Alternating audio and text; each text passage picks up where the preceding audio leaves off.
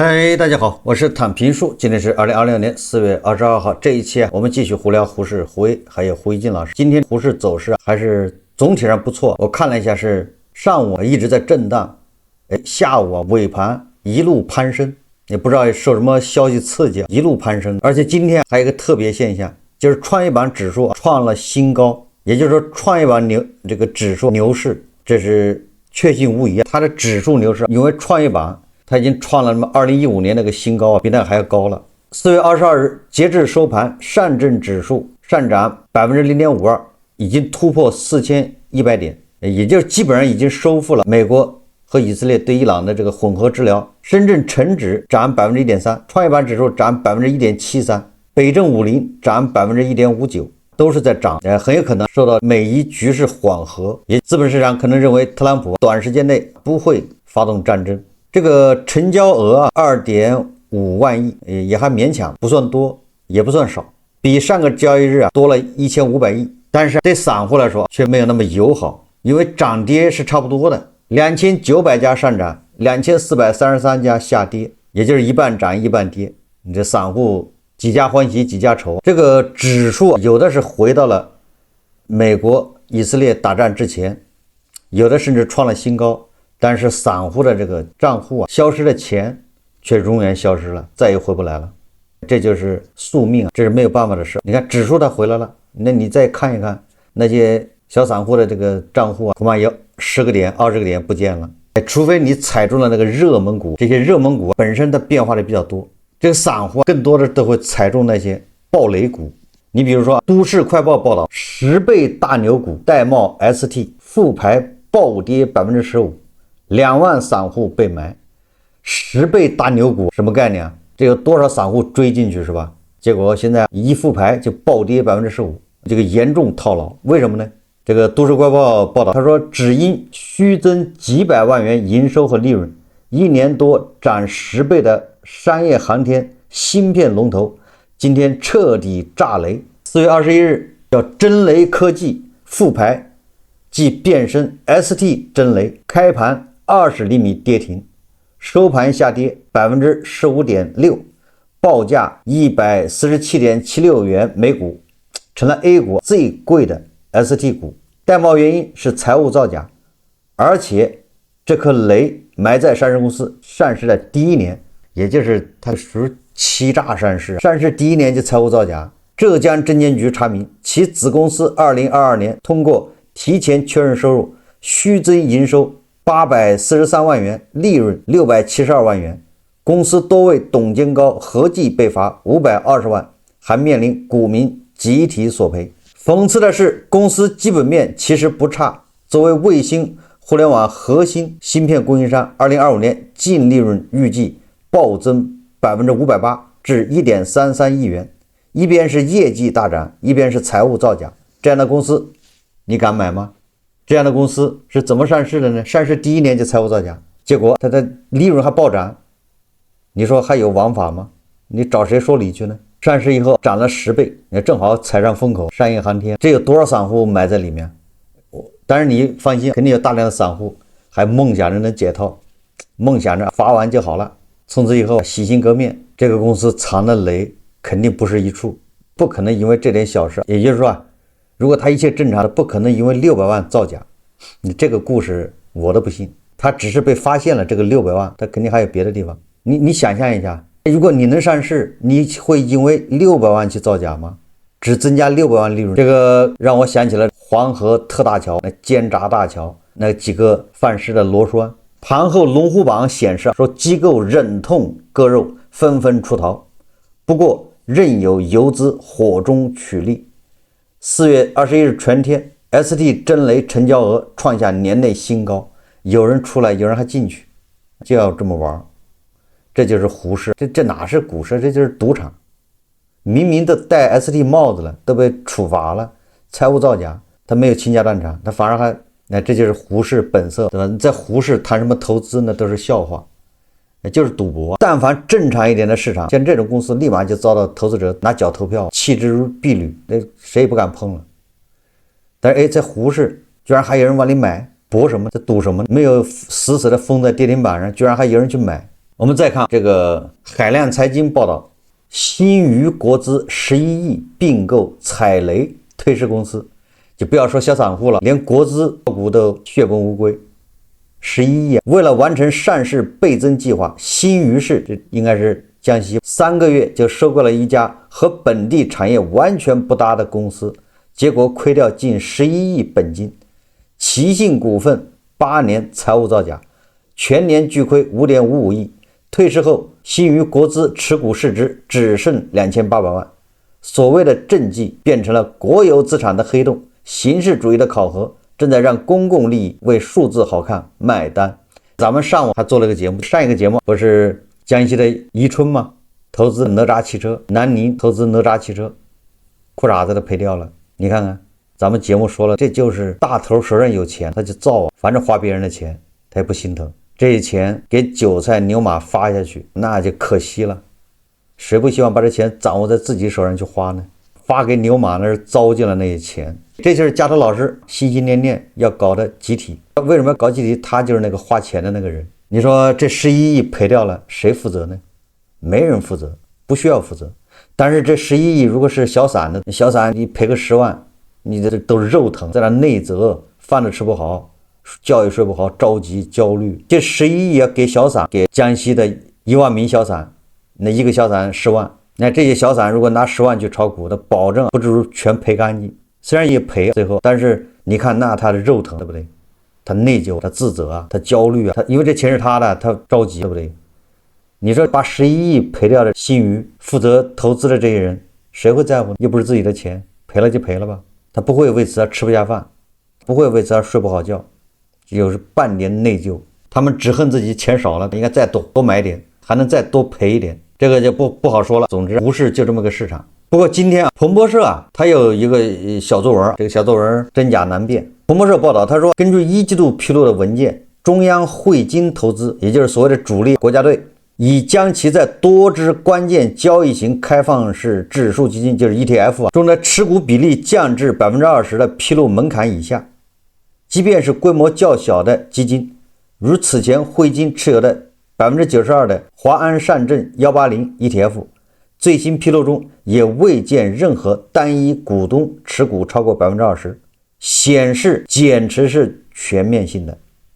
什么意思啊？彭博社告诉大家，国家队主力已经胜利的含泪撤出，不要送了，人家悄悄的离开了，胜利完成任务，钱当然带走一部分，只是散户还在里面找钱，是不是？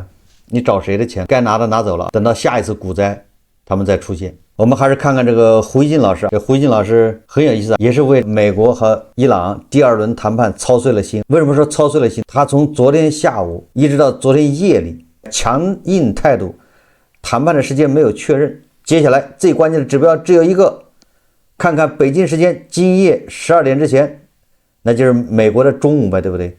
说万斯一行会不会真正动身前往伊斯兰堡？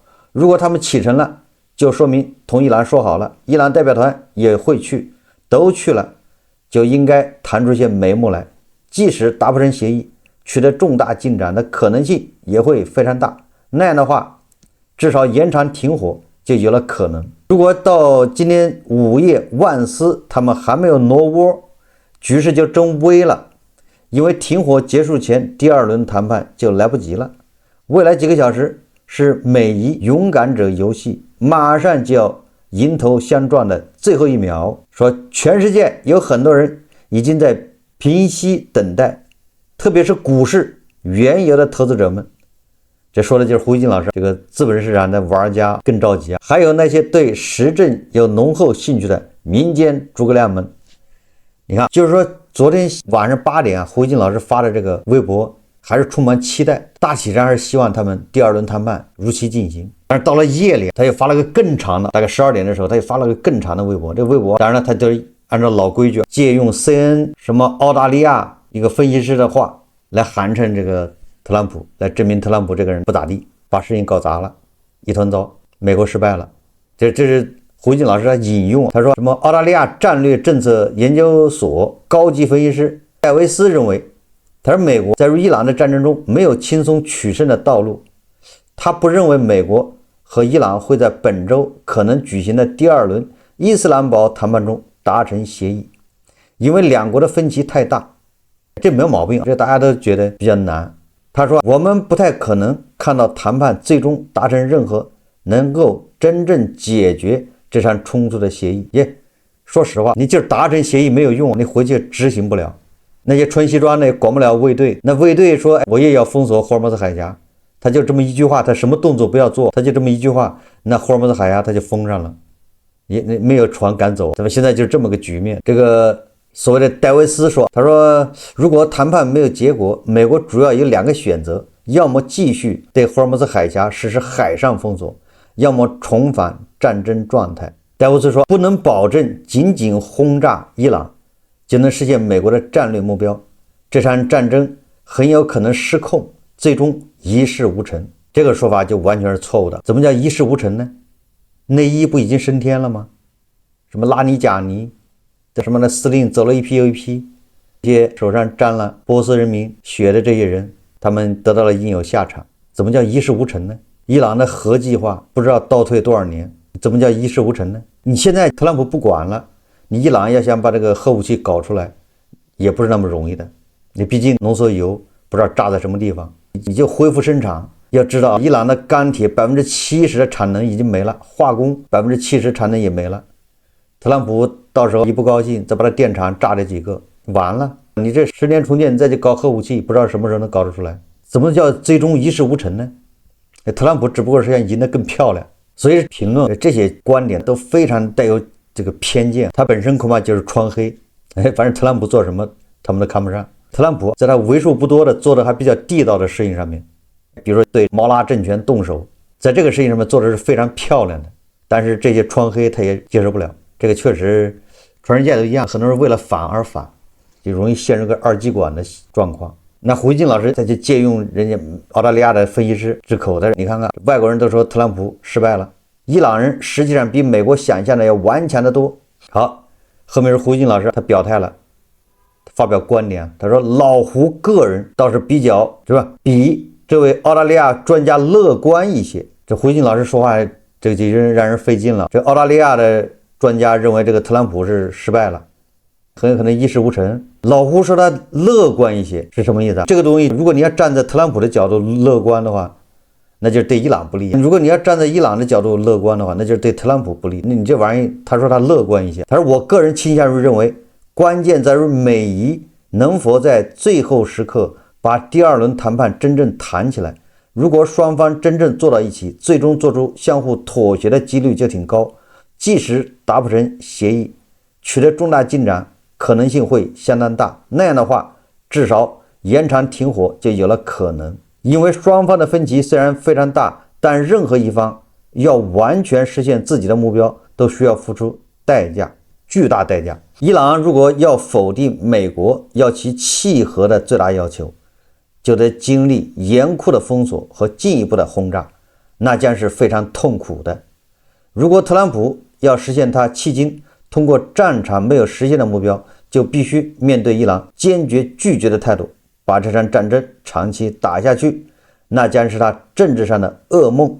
胡锡进老师说，他说所以从理性角度来看，双方都有结束战争的真实需求。美伊最大问题是伊朗不相信美国，特朗普又总是有点不认当前的结果。看看最后时刻风险能否对双方形成关键的约束。就这种人嘴硬，嘴是炸不烂的，只要他嘴还在，他一定能扭曲这些。你看被他一描述就是伊朗放了特朗普的鸽子，实际上不是。伊朗从头到尾他至少对外表态的是我不去，我去了你老是骗我，老是耍我，跟你谈判就是浪费时间，我不去。谁要去就是说伊朗人家公开表态总是说他不去，是应该这么理解。人家官方对外说的都是不愿意参加，没有决定，到最后一个他说我还没有决定，谁让去的？那是巴基斯坦作为斡旋一方，那是玩命的把双方往那儿凑，恨不得自己给人家大包大揽，都是我的错，你们好歹给个面子能来一趟。就是巴基斯坦在这儿来回穿针引线，希望把2个人拉到伊斯兰堡。那巴基斯坦这边对特朗普说了很多的，一切都能谈，对方呢就是内乱，达不成一致意见，但是有好的迹象，那肯定是这样的。那特朗普的就很高兴，觉得那我就等。那巴基斯坦肯定是这样，巴基斯坦总不能说这谈不成了，你们做好准备吧，准备开战吧。斡旋一方肯定是把好话都说尽了。特朗普听了巴基斯坦的，所以这个实际上在今天，巴基斯坦和特朗普的表态已经说明白了。巴基斯坦也承认，是吧？是感谢特朗普延长停火，单方面延长。特朗普也说，应巴基斯坦这个参谋长穆尼尔和那个总理谢里夫的请求，给点时间，伊朗内部还在处理。所以到胡锡进老师这儿，到川黑，那就是你看特朗普又被耍了，特朗普又逃跑了，不敢动手。巴基斯坦方面昨晚表示，美国的许多谈判人员已经抵达伊斯兰堡，幸亏万斯本人的动作慢了一拍，没有登机动身，否则他上了飞机再往回折返，脸可就丢大了。巴基斯坦中间人这边不给个确信，是吧？伊朗人到底去不去？得给个确信，万斯才能上飞机啊！巴基斯坦这边肯定是给不了确定的，说还在做工作，有戏，顶多是这样。特朗普单方面宣布延长停火协议，而且被广泛解读成无限期延长停火。他表示，这是应巴基斯坦请求，为了让伊朗领导人和代表能提出统一方案，并最终达成一致意见。意思是伊朗内部就和谈立场严重分裂，所以他决定多给一些时间。胡锦老师马上话锋一转，又代表全世界了，说但全世界可不这么看，大多数人都会认为这是特朗普又一次逃跑。胡锦老师他养成习惯了啊，动不动他就代表世界，他代表了中国还不够，还要代表亚洲，代表完亚洲觉得还是不过瘾，代表世界，未来他会代表人类，根据需要，他就是世界，世界就是他。胡锦老师代表川黑，代表伊朗的，这还可以说伊朗内部可能确实存在意见分歧，但这是伊朗自己的事情，他驱动不了特朗普延长停火的意愿。按照特朗普之前的逻辑，越是这样，越要多给伊朗一些颜色瞧瞧，杀伊朗强硬派的气焰。但现在他却宽宏大量，给伊朗各派更多时间统一思想。这个胡锡进老师他说，其实推力来自特朗普进退维谷的处境，他想压迫伊朗妥协，但又害怕重新轰炸会让战争彻底拖下去。美国国内舆论完全没有对他延长并扩大战争的支持，这场战争已在美国社会非常不得人心。你看，他又代表美国宣布，特朗普你这个战争不得人心，所以他几个小时之前还表示不会延长停火协议，但到最后关头他还是动摇了。这胡锡进老师这个判断就是非常有问题。也就是说，假如过2天特朗普又开始轰炸了，那怎么办？那胡锡进老师又怎么解释？或者你看，特朗普不炸延长停火时间也不对，也是你逃跑了。过几天要特朗普炸了，那你还是不对。所以说，在这些川黑和他们嘴里面，特朗普往左也不对，往右也不对，前进也不对，后退也不对，站着不动还不对，总之就是不对。你脸上写着2个字，就叫不对。所以我说，哈梅内伊如果他有一次重生的机会，那他一定起来的。高低要把这些盘和这些胡锡进老师这样的人给收拾一顿啊！就是这些人误了他们。你看特朗普怎么做，胡锡进老师这样的人他会满意，认为特朗普厉害，做对了。就是特朗普做什么都不会对的，对川黑了，特朗普现在跪下说：“我老子，我给你磕个头吧，我错了。”那你更不对的，居然求饶了。特朗普说：“不行，那算了，我把林肯号航母、福特号航母都叫回来，咱们就不打了。”这也不对，打也更不对。这胡锡进老师说：“他说伊朗通过对谈判高风险的抵制，赢得了一个回合。”在接下来的谈判中增加了心理筹码。这胡锡进老师认为他抵制谈判是赢得了一个回合，那言下之意，那谈判的那就输了呗。那第一轮谈判的就不应该，你第一轮谈判不参加，那不是又赢了一回合吗？又麻了，对不对？也就是伊朗不去谈判也是赢了，也是麻了。那伊朗赢了，印度是麻了，知道吧？胡锡进老师潜台词应该是伊朗赢了，印度麻了。说在接下来的谈判中增加了心理筹码，至少伊朗人自己会这样认为。而且国际舆论也都相信伊朗会在这个回合之后变得更胆大，更加难以被驯服。伊朗证明了特朗普的任何威胁都吓不倒他们，这对接下来谈判的确是有意义的，但这未必是根本性转折。特朗普或许会在其他方向对伊朗多做些让步，但他应该不会接受一个与奥巴马时期签署的伊核协议对伊朗同等让步，甚至让步更多的新协议。他一定会多要求一些，使他能够说他获得了一个比奥巴马更好的伊核协议，吹嘘他的胜利。胡锦老师不要做这个白日梦了，这一次是一定要让伊朗零浓缩，没有核计划，放弃核计划。胡锦老师还把特朗普跟奥巴马他们等同，就认为他们都是一样的。你不知道这个特朗普是不讲武德吗？他就不是个传统的政客。早就说过了，伊朗神棍当局拿对付奥巴马那一套来对付特朗普是大错特错，你是搞错了对象，所以酿成惨祸一窝端，到现在还在端，还没有汲取经验教训。如果还把特朗普当奥巴马，那恐怕伊朗还得挨揍。这就是典型的叫刻舟求剑，对吧？外部环境都变成这样了，还在拿这个过去的美国总统那种状态或者那种行为方式来套特朗普这种人。他连格陵兰岛他都想要，他要加拿大成为美国的第51个州。你说这种话放过去哪个美国总统敢说？哪个美国总统敢提这样的要求？完了之后他要退出北约，对不对？现在人家退出北约，他就不是一个按照剧本走的人。所以说伊朗当局应该汲取经验教训，你不能还拿过去那一套现在来对付现在的特朗普，那要吃大亏，血的教训。说如果伊朗在核问题上不展现更多灵活性，那就像美国不再允许伊朗保留导弹能力一样，谈判几乎取得几无，就是没有取得进展的可能。老胡还是相信这场战争已经打得差不多了，美国削弱了伊朗，伊朗教训了美国。我不太清楚伊朗怎么教训了美国。战场实际上已经把协议大致描绘出来，双方需要有能力和智慧接受它，早点结束对他们各自的折磨。我有一种预感，美国和伊朗有可能会悄悄寻求某国的帮助，或者对某国的外交努力给予实际的更多支持。你看看为银又麻，所以说胡锦老师现在不能叫胡雕盘了，叫胡麻子。你看最终话锋一转，最后你看埋在最后又是某国为银先麻。你看现在或许真的需要外交外力协助捅破窗户纸，找到双方都应接受的那个妥协点。麻了，这胡锦老师他就忘了还有一个重要的变量，那就是以色列。我看有人分析说，美国国会说是特别军事行动的授权一般只有60天或者你总统你对外战争特别军事行动，它不叫战争的军事行动，只有60天，你超过60天需要国会批准。但是这些我不太清楚，我觉得特朗普恐怕很难被这些条条框框给束缚住。也就是说这些东西它有漏洞可钻嘛。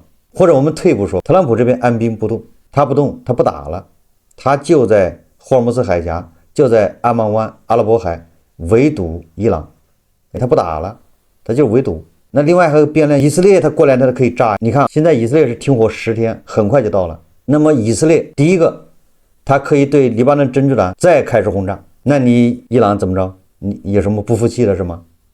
这第一个，对黎巴嫩真主党继续轰炸。这第二个，以色列甚至直接炸伊朗。为什么？特朗普不再延长停火了，但是特朗普他也不打，美国我也不打你，我们这停火这事情不提了，到期了，我也不延长，我也不打。以色列可以打呀，他可以炸这个伊朗。你不是导弹发射架也摆出来了吗？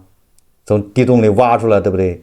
你不是又生产了好多吗？再接着过去炸伊朗，你能怎么着？所以说这些手段多的是。难受的是伊朗，不是美国和以色列。伊朗对以色列100多轮的报复，真实承诺4，导弹不知道发射了多少个，无人机多少个不清楚。但是以色列现在没有伤筋动骨，人家一切正常啊。今天米莱跑到以色列访问，还给这个内塔尼亚胡高歌一曲。炸成废墟的是伊朗，不是以色列。这盘子们，这些川黑们自己睁开眼睛看看。那接下来美国如果不动，你以为内塔尼亚胡害怕什么？他不敢炸什么？他照样炸以色列，炸伊朗。也就是说，对伊朗进行去核，让他零浓缩，没有核能力，这个对以色列更重要。以色列一定会抓住这个机会，把这事做到底。你特朗普可以有各种想法，咱不知道特朗普的想法，咱不清楚。他可能有这样那样的想法，但是以色列一定只有这一个想法，就是让伊朗彻底的没有核武器，不能发展远程弹道导弹能力或者远程的导弹能力。这什么地处武装，我替你解决的，你自己不放弃，我帮你把剿灭打没了不就行了吗？大家记住了，在特朗普封锁伊朗港口之前，特朗普是不允许以色列炸伊朗的能源设施的。一旦特朗普宣布停火结束，即使美国他不炸，伊朗一定会挨到以色列炸，以色列一定炸他电厂这个石油设施，伊朗怎么应对？反正伊朗你打击以色列也就那样。那伊朗这个时候敢炸中东这个国家吗？人家美国没动，中东这个国家那更谈不上提供基地让美国去轰炸。如果伊朗敢对中东国家这些基地轰炸，或者打击林肯号航母或者是福特号航母，那特朗普就名正言顺重新开战。这是伊朗先打美国的，对不对？所以说这些条条框框想束缚住特朗普对伊朗动武，那是很难的，那是做梦，对吧？他都有办法打破这些条条框框。而且不要忘了一个更大的变量是以色列，内塔尼亚胡人狠话不多啊。特朗普去掉伊朗的核能力，如果是个责任，只是一份责任，那么以色列去掉伊朗的核能力，那就是为了保命，那是为了生存，是为了活着，这个性质不一样的。我估计就这2-3天，要么伊朗内部达成一致，交出一个令特朗普满意的协议，或者是至少能谈的一个协议，要么就是开战，不会太长，就这2-3天。特朗普的耐心有限，即便特朗普的耐心还能延长一会儿，内塔尼亚胡的耐心是有限的。好，这期节目我们就聊到这里，感谢大家收看。如果喜欢我的节目，欢迎订阅转发，也可以在下方留言评论，谢谢大家。